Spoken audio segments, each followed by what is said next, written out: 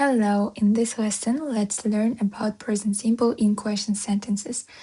Бүгінгі видеода біз осы шақтың сұраулы сөйлемдегі формасын үйренетін боламыз. For our vocabulary, we're gonna learn words about jobs, жұмыстар. And pronunciation is the sound ұзақ дыбысы. The topic is work and play, жұмыс және ойнау. What do you do? Сен немен айналысасың деген сұрақ. I'm a nurse. Мен медбикемін. Vocabulary, jobs. Order the letters. Ретімен қой әріптерді to make words for jobs. Жасау үшін сөздер жұмысқа. So here we have these letters. And from these letters we take a word teacher. Мына әріптерден мұғалім деген сөз шығады. And here we have A.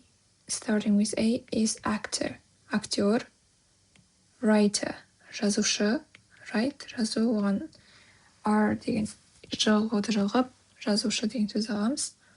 Taxi driver, такси жүргізушісі, drive жүргізу, driver жүргізуші. And we have a word receptionist maybe, receptionist. Let's check. Receptionist.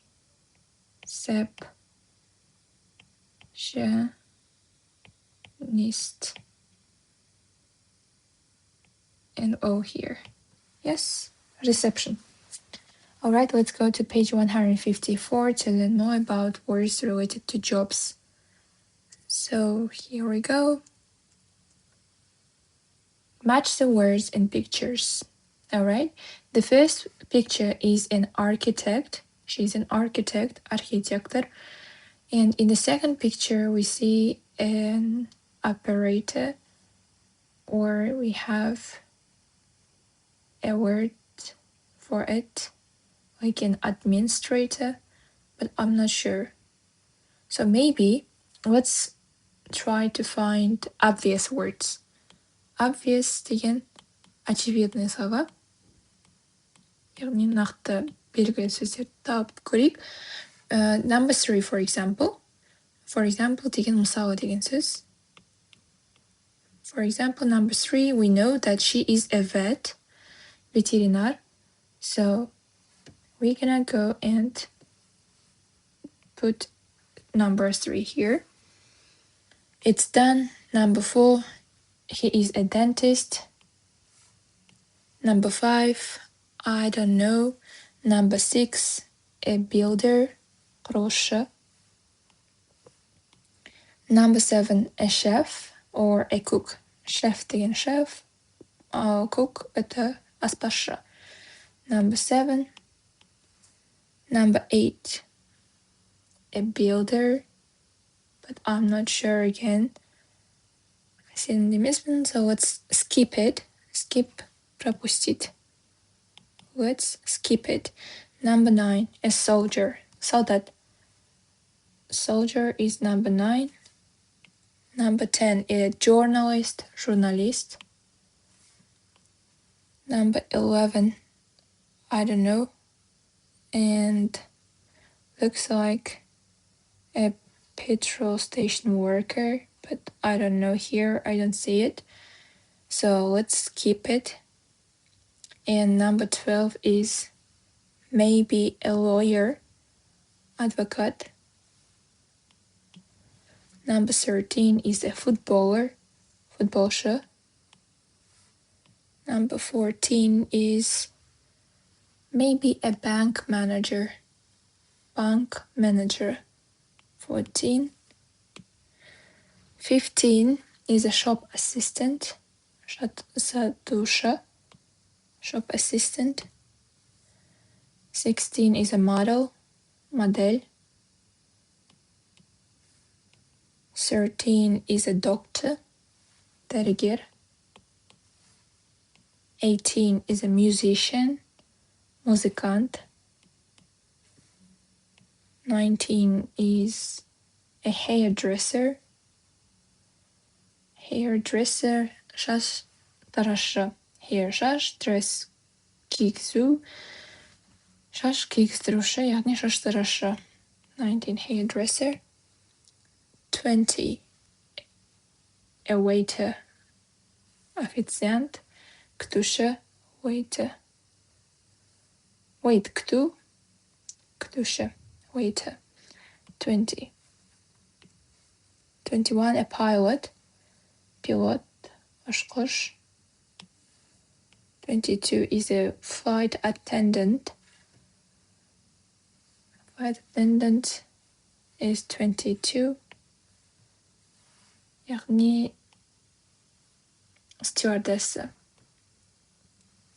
23, I don't know, a policeman or a policewoman, полицейский.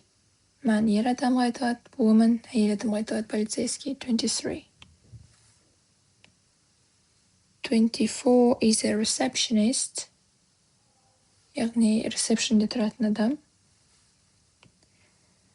25 is a teacher. Alright, so we've got 8, 2, and 5. So an engineer. An engineer may be 8. Engineer. And a factory worker. Fabrika zavod жұмысшысы. 5. Or we also actually have, what else? Тағы не бар? A nurse. яғни медбике. Maybe 5 is a nurse. And 2 is an administrator. Administrator. Okay. That's it. Сонымен бітті. Alright. So now let's read pronunciation. Дыбысталу. In multisyllable words, көп буынды сөздерде final ER or OR is pronounced соңғы осы суффикстер дыбысын береді. For example, мысалы, doctor. Тыдан кейін деген дыбыс естіледі. OR, teacher дегенде де мында teacher дыбыс естіледі. Final IN is pronounced shin. For example, musician. яғни соңғы буындағы сөздер, соңғы сөзден соңғы әріптер осылай болатын болса, және C әрпі келетін болса алдында, онда ол ш болып дыбысталады, шын. A or N plus jobs. We use A or N plus job words. Біз қолданамыз A немесе N артикльдерін бұған дейін өткен жұмысын сөздердің алдында. Мысалы, she is a model, ол модель. Тек қана she is model деп айта алмаймыз. Жұмыстың алдына міндетті түрде артикль қоямыз. You can listen and check. Cover the jobs in pairs. Say what the people do. Do деген жасау. Негізінде адамдар немен айналысады деген сөз ағылшын тілінде осылай айтылады. Do. People do. She is a vet. Және де жауап берген кезде бірден оның не істейтіндігін айтады. Ол ветеринар. He is an engineer. Ол инженер. Listen and repeat the sentences. What do you do? Сен не істейсің деп тұр. Яғни сізге сұрақ қойылады. What do you do деген. Неліктен ондай сұрақ қойылады? What деген не? Do деген сұрау сөйлемінде қолдануға, сұрау сөйлем жасауға көмектесетін көмекші етістік. Және немен айналысасың? Айналысу деген do деген етістік. Және оған қалай жауап береміз? I'm a musician. Бірден кім екендігімізді айту арқылы to be мен I'm a musician, I'm an engineer деп. Немесе мен жұмыс жасаймын. Кімге? For a French company. Қайда, яғни француз компаниясында. I work in a shop. Мен дүкенде жұмыс жасаймын. Бұл жерде for деген предлогты қолданамыз, егер біз қандай да бір организация, компанияның атын айтатын болсақ. Мен осыған жұмыс жасаймын, мен Google-ға жұмыс жасаймын, негізінде аударған кезде мен Google-да жұмыс жасаймын негізінде, бірақ for үшін деп аударылады. I work in a shop, егер орынды айтатын болсаңыз, мысалы дүкенде, қандай да бір дүкенде, онда in да, диетация деген. Және егер жұмыс жасамайтын болсаңыз, кім екендігіңізді айта аласыз. Мен студентпін, I'm a student, немесе мен университеттемін әлі, I'm at university, немесе әлі мектептемін, I'm at school. Және сондай-ақ біз жұмыссызбын деп айта аламыз. I'm unemployed. Employed деген жұмыс беру, employed жұмыс берілген, unemployed жұмыс берілмеген, яғни жұмыссыз былайша айтқанда. Немесе I'm retired. Retire, пенсияға шығу, retired, пенсияға шыққан. I'm retired. Okay, let's now go back to the main page and continue. So, we have a question. What do you do? Сен не істейсің? Немен айналысасың деп тұр. Ask 5 other students in the class. 5 басқа студенттерден сұра сыныптағы. His job, her job. His деген оның деп. Ол балаға қатысты айтылатын сөз. Her дегенде оның деп аударылады, бірақ қыз балаға қатысты болып айтылады. Оның жұмысы. Listening. Listen to a game show called His Job, Her Job. A team of 3 people ask Wayne questions about his job and his wife Tanya's job. Write W next to the questions they ask Wayne about his job and T next to the questions they ask about Tanya's job. Мұнда қызық тапсырма берілген. Тыңдаңыз ойын шоуын. Ол аталады оның жобы, оның жұмысы деп. 3 адамнан құралған команда сұрайды. Уэйн адамның аты бұл жерде. Сұрақтар, Уэйннен сұрақтар жөнінде оның жұмысы және оның әйелі Таняның жұмысы жөнінде. Жаз W, яғни Уэйннің басты әріпі, next to, қасына, the question сұрақтардың, олар сұраған Уэйннен жөнінде, оның жұмысы жөнінде. Және T деп жанына сұрақтардың, олар сұраған жөнінде, Таняның жұмысы жөнінде. Мұнда сұрақтар берілген. Where, қайда, work, жұмыс жасайсың, outside, сыртта, in the street, көшеде, inside, іште, ғимараттың ішінде, in an office, офисте деген сұрақтар. Яғни, сол сұрақтарды where do you work дегенде, like, do you work outside деп мысалға, қай жерде сұрақ солай, және сол сұрақты кімге қойды, немесе does she work outside деп Таняның жұмысына қатысты сұрақ қойылса, солай белгілейсіздер. Бұл сондай тапсырма. Listen again. What are Wayne's answers? Write yes or no or D. It depends after each question. Тыңда тағы да Wayne'ның жауаптары қандай? Жаз, осындай yes болса, no болса, және D болса, it depends, это зависит. Яғни, жағдайға қарай әртүрлі деген сияқты сөз. Depends деген. After each question, әрбір сұрақтан кейін жазып шықсалай дейді. Look at the answers. Жауаптарға қара. What do you think his job is? Оның жұмысы не деп ойлайсың? What do you think her job is? Оның, яғни қызға қатысты айтады, әйелі Таняның жұмысы. Her job. Оның жұмысы не деп ойлайсың? Listen to the end of the program. Программаның соңын тыңда. What do Wayne and his wife do? Wayne және оның әйелі немен айналысады?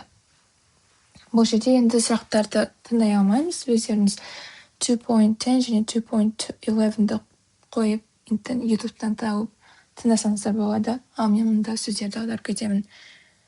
When қашан, work жұмыс, in the evening, кешке, at night, түнде, at the weekend, апта соңында. How, қалай, with computers, компьютерлермен бірге, яғни компьютермен жұмыс, with other people, басқа адамдармен, long hours, ұзақ сағаттар, have special qualifications, иметь специальные квалификации, яғни арнайы квалификациялар болу, speak foreign languages, сөйлеу, шетел тілдерін, travel, саяхаттау, drive, жүргізу, make things, жасау заттар, wear a uniform or special clothes, кию, униформа немесе арнайы киімдер, earn a lot of money, табу, яғни зарабатывать, табу, көп ақша. Grammar, present simple. Complete the questions, listen and check why are questions 3 and 4 different. Okay, let's do it. So, you work with other people. Do you work with other people? Себебі жауап yes деп тұр. Яғни жоқ деген сұрақтар болса, жауаптар болса, онда оның сұрағы маме, папе мен аяқталатын сұрақтар. Яғни ондай сұрақтардың сұраулы сөзі жоқ. Сұраулы сөз жоқ болғандықтан біз қалай бар, солай жазамыз, сұраулы сөзсіз. Яғни сен жұмыс жасайсың, ол you work. Бірақ сұраулы сөйлем жасау үшін біз осы жақта do деген көмекші етістікті қолданамыз. Бастауыштың алдына қоямыз оны. Сен басқа адамдармен бірге жұмыс жасайсың ба? Yes. Және жауап бергенде қысқа. Сол сұраулы сөйлем қалай басталды, сол сұраулы сөйлем басталған сөзбен біз қысқаша жауап береміз. Yes, I do. You work in an office. Сен офисте жұмыс жасайсың ба? Do you work in an office? No, I don't. Яғни болымсыз болғандықтан doге нотты қосамыз, емес деген. Ол қысқарып don't болады. Яғни толық формасында жазсаңыздар болады, немесе қысқарған формасында жазсаңыздар да болады. Екеуі де дұрыс. Does she work with computers? Ол жұмыс жасайды ма компьютерлермен? No, she doesn't. Жоқ. Does she work at the weekend? Ол апта соңында жұмыс жасайды ма? Yes, she does. Онда сақ берілген. Неліктен сұрақтар 3 және 4-те басқаша, different. Себебі бұл жерде бірінші, екіншіде бастауыш ол you, сен болды. Ал 3-те 4-те бастауыш she болды. Сол себепті етістігіміз біздің do емес does. Бұған дейін біз present simple'ды өткен болатынбыз. Етістіктер қалай бар, солай жазылады барлығымен.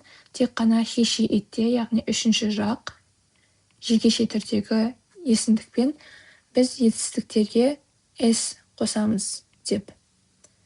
Ал енді сұраулы сөйлем жасаған кезде біз көмекші етістік do'ды қолданамыз жалпы present simple'да.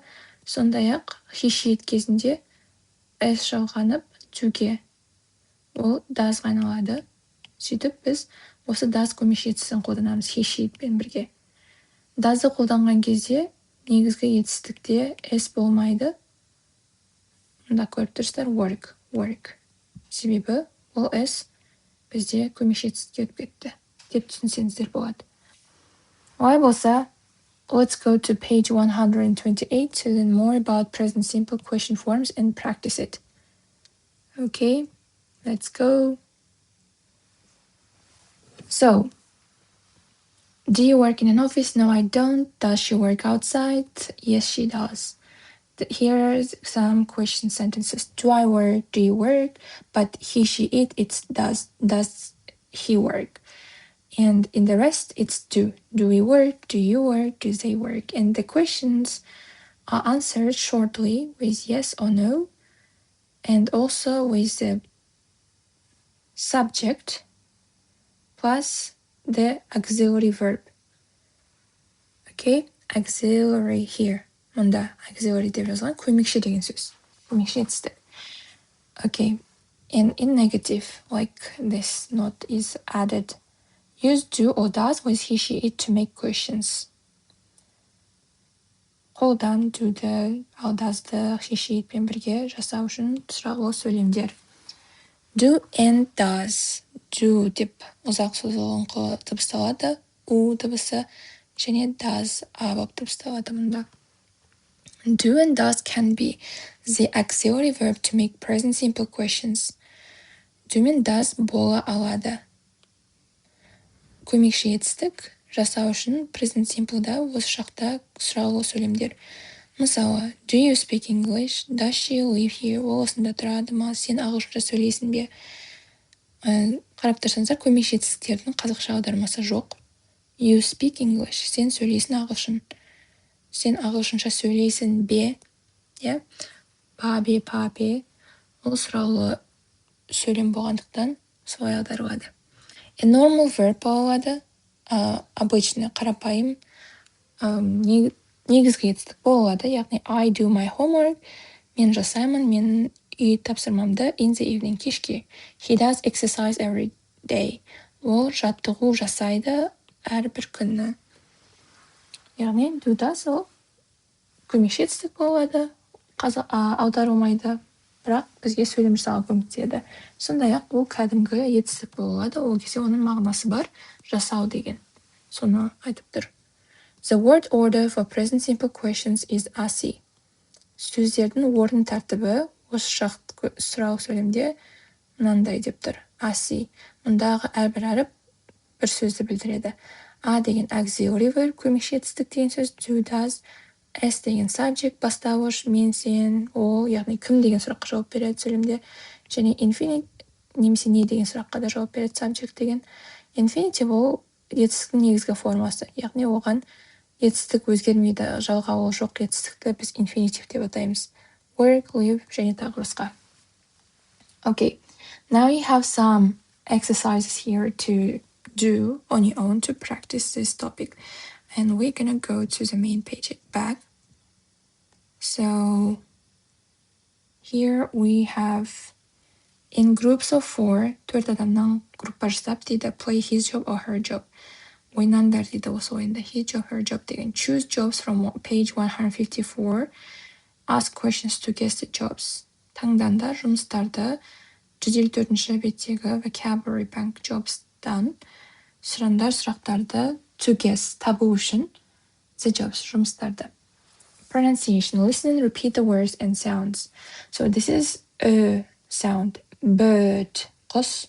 Nurse, медбике. 30, what is her, оның. Work, жұмыс. Journalist, журналист. And барлығы usually әдетте when they are stressed. Егер олар екпінді болса. Стресс екпінделген болса, олар болып дыбысталады. O after W және немесе W-дан кейін, әрпінен кейін әдетте болып дыбысталады. Мысалға work, жұмыс. Айта кетейін, бұл британский английскийдің кітабы. Яғни English File Британиядан шығарылған кітап. Сондықтан сіздер басқаша дыбыстасаңыздар, мысалы американский версиясымен немесе австралийский версиясымен дыбыстайтын болсаңыздар, онда оны біліп барып дыбыстауыңыз керек, бірақ мен сіздерге бұл жерде британский дыбыстауларын көрсетіп жатырмын сөздердің. Listen, which word doesn't have the sound? Thirsty, шөлдеген. Dirty, last. 13, 13, tired, шаршаған. Of course, tired doesn't have, жоқ, sound, дыбысы жоқ ода. Earn, ақша табу. Here, мұнда. Prefer, предпочитать. Service, қызмет. Here does not have a sound. Thursday, бейсенбі. Sure, міндет, әлбетте, конечно деген сөз. Turn, бұрылу. Turkey, Турция. Sure does not have a sound. Worry, уайымдау. Word, сөз. Worker, жұмысшы. World, әлем. So worry doesn't have a sound. Practice saying the sentences. I prefer Turkish coffee. Journalists work all over the world. Shirley is 30 on Thursday. And we have some speaking here. Complete the phrases with a verb from the list. Фразаларды толықтыруымыз керек тізімдегі етістіктермен. Мысалы, in the week, аптада. We walk to work or to school. Біз жүреміз жаяу, жұмысқа немесе мектепке. A computer at work or school. We use, біз қолданамыз, компьютерді. Use a computer at work, жұмыста немесе at school, мектепте. Speak English, or maybe we listen English. Listen in English, or maybe read in English. Let's keep it. Қазірше сақтай тұрайық бұл сөзді. In a cafe or restaurant. Кафеде немесе ресторанда. Eat, жеу. Housework, do, жасау. Үш рет деп тұр мұнда жақшада. Housework, үй шаруасын жасау. At the weekend, апта соңында. TV in the morning. Watch, қарау. TV, теледидар, in the morning, таңертең. Listen to music, музыка тыңдау. Sport or exercise, do. Спортпен айналысу немесе жаттығу жасау. Do. Екінші do кетті. Homework, do homework. Үй тапсырмасын жасау. Үшінші do кетті. To the cinema, go. To'ге қараңыздар. Go'дан кейін қай жаққа бару керектігін байланыстыру үшін to предлогы қолданылады. ғаги деген аудармасы. Кинотеатрға бару. Okay? So we have only read left, оқу. So it's read in English, оқу ағылшынша. Work in pairs, ask and answer questions, then change roles. A, ask me the questions, answer the questions, give more information if you can. Like, do you walk to school? Сен мектепке жаяу барасың ба? No, I don't. I go by bus. Жоқ, мен автобуспен барамын. Яғни by деген мен пен, яғни ол көрсетеді іс-әрекеттің немен орындалатындығын. Сондай предлог автобуспен деп тұр. Change pairs, ask your new partner about his or her old partner. Like, does Akito walk to school?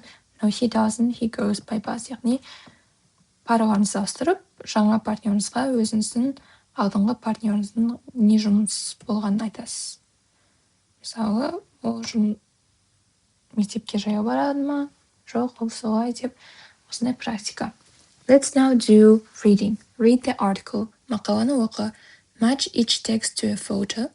Сәйкестендір әрбір текстті суретке. What do the three people do?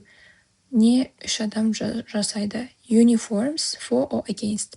Униформа, for деген за, or against, против. Яғни қолдайсыз немесе қарсы. We have John, Marie, and Sarah in the pictures. Now, three people say what they think. Үш адам айтады не олар ойлайтынын. First, our uniform is okay. I like the colors, gray and red. The only things I don't like are the tie, because it's difficult to put on, and the skirt, because I prefer trousers. I think uniforms are a good idea. Everybody looks the same, and it's easy to get dressed in the morning. I don't need to think about what to wear. Біздің униформа окей, нормально болады деген сөз. I like the colors. Маған түстер ұнайды, сұр және қызыл. Жалғыз заттар мен жақсы көрмейтін ол галстук, себебі ол қиын оны киюге, және юбка, себебі мен предпочитаю trousers, брюки, шалбарларды жақсырақ қабылдаймын. I think, мен ойлаймын, униформалар жақсы идея. Әркім көрінеді бірдей, және оңай. To get dressed, киіну, таңертең. I don't need to think. Маған керек жоқ, need. To think, ойлану жөнінде, what to wear, не кию жөнінде ойланудың қажеті жоқ. That's Sarah. I think it's one. Our uniform is dark trousers and a white nylon top, a bit like a nurse's uniform. We can't wear anything over the uniform, so it's quite cold in the winter, and it gets dirty very easily because it's white. I'm not against uniforms, but my uniform just isn't practical. Біздің униформа темный шалбарлар және ақ найлон топ, үстіге киетінді топ деп айтады. Кішкене эбит ұқсайды медбикенің униформасына. Біз кие алмаймыз ештеңе over үстінен униформаның. Сондықтан ол айтарлықтай суық қыста. Және ол кетеді кірлеп, өте оңай, себебі ол ақ.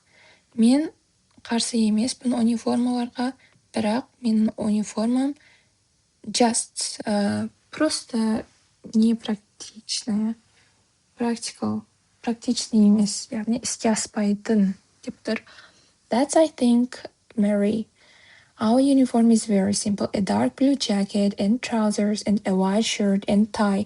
I like it. It's nice and comfortable, so I'm happy to wear it. And I think it's important that people can see where we are when they need help. Біздің униформа өте қарапайым. Темный, көк, жакет, және шалбарлар, және ақ рубашка, және галстук. I like it. Маған ол ұнайды. Ол әдемі және ыңғайлы. Сондықтан мен бақыттымын оны киюге. Және мен ойлаймын, ол маңызды что адамдар көре алады қайда біз екенімізді, когда олар көмек керек еткен кезде. That's John, I think. With a partner, say what the highlighted words mean, check with your teacher or a dictionary. Let's see highlighted words. It's a tie, галстук, skirt, юбка, get dressed, киіну, trousers, шалбарлар, nylon топ. Nylon это материал, топ үстіге киетін кез келген киімді топ деп атауға болады. Jacket, костюм, жакет, сыртынан киетін нәрсені солай айтады. Даже куртканы да jacket деп айтады. Shirt and tie. Рубашка және галстук, comfortable, ыңғайлы. Read the article again. Тағы да. Who thinks uniforms are a good idea but doesn't like his or her uniform? Және сұрақтарға жауап беру керек. Кім ойлайды униформалар жақсы идея деп, бірақ жақсы көрмейді өзінің униформасын. Who likes his or her uniform but doesn't say anything about uniforms in general? Кім жақсы көреді өзінің униформасын, бірақ айтпайды ештеңе жөнінде униформалар жалпы айтқанда, in general. В общем. Who thinks uniforms are a good idea and quite likes his or her uniform? Кім ойлайды униформалар жақсы идея деп, және айтарлықтай жақсы көреді өзінің униформасын. Осы сұрақтарға жауап береміз. The next, do you wear a uniform at work or at school? Сен киесің бе униформа жұмыста немесе мектепте? Do you like it? Сен оны жақсы көресің бе? Why? Неліктен немесе why not? Неліктен емес? Do you think uniforms are a good idea? Сен ойлайсың ба униформалар жақсы идея деп? Okay, that's the end of this lesson. Thank you so much for your attention. Bye.